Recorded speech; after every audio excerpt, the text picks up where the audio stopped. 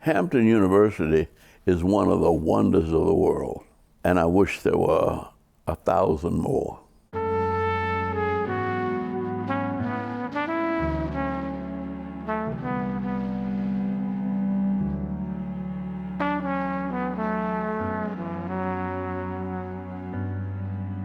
I've been to all of the HBCUs over the course of my 57 years of life. There's nothing like Hampton. Hampton is unique because it's really, truly a family. It's a place that not only will you go and get an amazing education, but it also prepares you as a young person to really change the world. I dare say every president or vice president of the country has set foot on Hampton University. And I believe every governor of Virginia, probably for the last 3 decades, has come to Hampton University at least once, some multiple times like me, because we just had such great respect for Dr. Harvey and for the mission. I learned a lot from Dr. Harvey, and that is about his incredible passion for healthcare. Hampton University has assembled one of the country's premier cancer fighting organizations here at the Hampton University Proton Therapy Center. This was really the brainchild of Dr. William Harvey. More than 15 years ago, he had an idea to bring this life-saving cancer-fighting tool to Hampton Roads, and he made it happen. I have worked and supported the Children's Center in the Proton Center. And I do that because I love helping children. Children are so special, and to help them when they are sick, it means so much to me. Well, Hampton University is an institution that has always been blessed. But under Dr. Harvey's leadership, when it came, the endowment was $29 million. The university was operating in the red. Under his leadership, the endowment is now over $400 million, and we have not operated in the red under his leadership. We have always ended the year with a surplus. And those kind of things just doesn't happen. One of the things that tend to hurt our HBCUs and most institutions is that they tend to be tuition driven, and Hampton University has not. A leader must focus on being result oriented, and you have to be fiscally responsible. That is a lot of what I've learned from Dr. Harvey's leadership. We have more than 92 majors. That was certainly not the case when Dr. Harvey came in 1978. And I suspect most importantly is that the institution changed its classification. We were Hampton Institute in 1980 and pretty much a liberal arts school that he then moved to a comprehensive university that now is a high doctoral research institution. I chair the Department of Atmospheric and Planetary Sciences. We offer 2 degree tracks, atmospheric science and planetary science. Atmospheric science means we're focusing on the Earth. Planetary science means we're studying planets in general, so it could be including the Earth, but other planets as well. Most of our students go on to work for government agencies like NASA. We are the only HBCU to have our own satellite mission. We are the prime contractor from NASA. Dr. Harvey's just given us a free rein to improve, to go after different missions. One of the geniuses of Bill Harvey was that he linked Hampton University directly with free enterprise.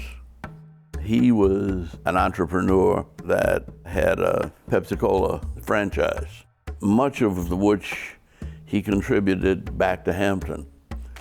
He tried to get other HBCUs to begin to think that way, but very few of them had the business acumen that he had.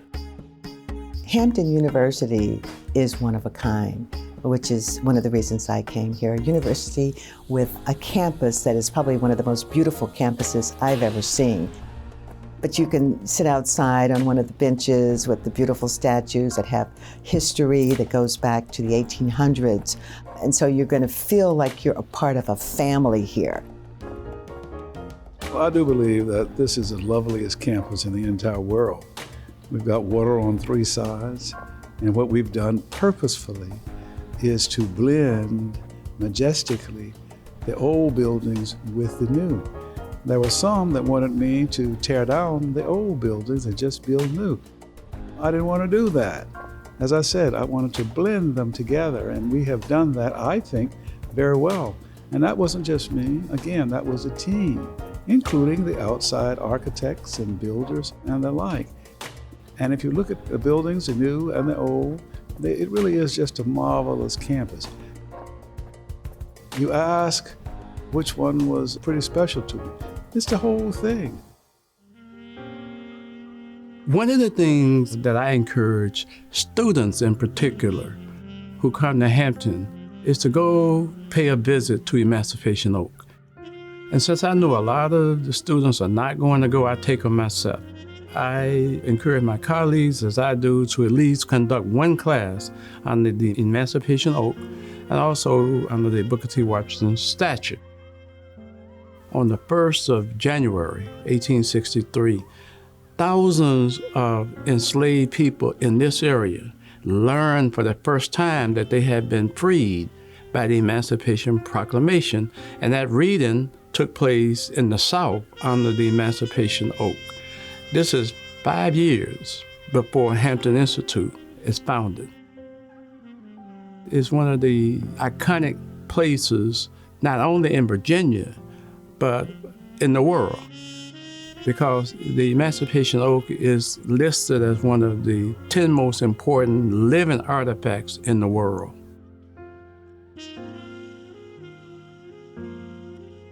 In Hampton University, because of things like that, it's been a standard of excellence. While one man's work has the ability to change the course of a universe, when that happens, his labor, not just the fruits of his labor, silences us in admiration and rouses in us our innermost feelings of gratitude and respect.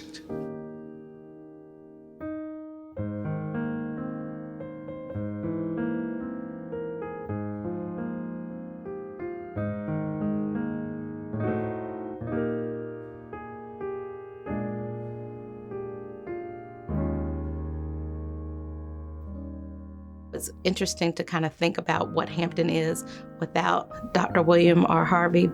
But you know that even when he is no longer the sitting president, you know, his impact and his legacy will be felt not just for years to come, but generations to come. What I hope is that the next president can not only provide the leadership, but assemble a team. Because remember, collective competence is better than individual competence. And I hope that the next president can do that and take us even higher. That would please me more than anything that I know of at the moment.